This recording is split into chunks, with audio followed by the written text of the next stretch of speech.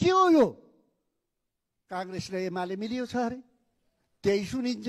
मन्त्री बनिरहे भनेर सुनिन्छ। मैले आलोचना गरेको होइन, धेरै राम्रा छन्।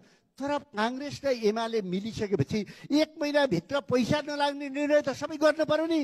जनताले पाउने सुविधा त जनताले पाउनु पर्यो नि। अहिलेको व्यक्तिहरूबाट मुलुक अगाडि बढ्न सक्दैन। बन्ने भए 32 वर्षसम्म केही बढिसक्थ्यो। वरिपरि गरिबहरू राखेर झुपडी बनाएर बिचको त्यो महल सुरक्षित बन्न सक्छ? बन्न सक्छ? सक्दैन। जहिले सुन, जहिले भ्रष्टाचार, जहिले योजना भएन, यसरी मुलुक बुन्छ।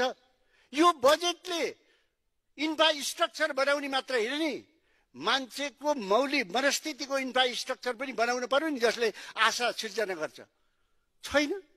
कहिले यस्तै कराछ, हल्ला गरेको छ, एकले अर्कालाई गाली गरेछ, मुलुक बन्छ।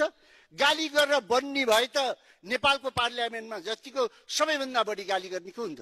आज चोर डाका भनेको छ, भोलि मिलेको छ। नैतिकहीनहरू बन्ने हो भने कसरी मुलुक बन्छ? नेता बनेको छ, उद्योगपति बनेको छ, ठुला मान्छे बनेको छ, आफ्नो घर बनाएको छ, आफ्नो परिवार बनाएको छ, वरिपरि गरिब राखेर रमाएको छ, चुनावका बेलामा ढाँटेको छ। यसले मुलुक बन्छ। 64 अरब खर्च गरेर ल्याएको मेलम्चीमा पानी आउँदैन, उद्घाटन मात्रै हुन्छ। किन देख्दैनन्? किन यत्रो नेतृत्व गरेका व्यक्तिहरू प्यानो चिज देख्दा पनि रमाउँछन्, पैसा देख्दा पनि रमाउँछन्, जनतालाई ऋणको भारी बोकाउने, तर चिज चल्न नसक्ने, तिनलाई कारबाहीको दायरामा ल्याउनु पर्दैन? तिनलाई हालियो जेल बल्ल। न एयरपोर्ट बनाउने, एयरपोर्ट चल्छ, न खानेपानी योजना चल्छ, न सडक सम्पन्न हुन्छ।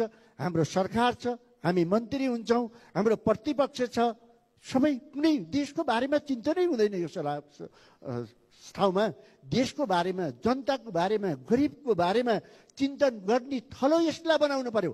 हामीले निर्णय गरेका, हामीले गरेका बजेटका कुराहरू, हामीले पास गरेका बजेटका कुराहरू अदालतबाट रोकिन्छन्। किन? यो संसद कमजोर हो?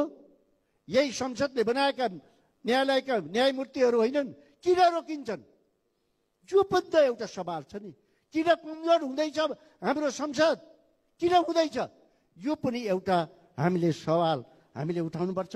त्यसकारण सभामुख भए हामीले राजनीति गर्यौँ धेरै, चाहे सडकमा होस् चाहे सडकमा होस्, हामीले राष्ट्र नीति बनाउन सकेनौँ। नेपालभित्र नेपाली खोज्न पर्ने अवस्था आइरहेको छ।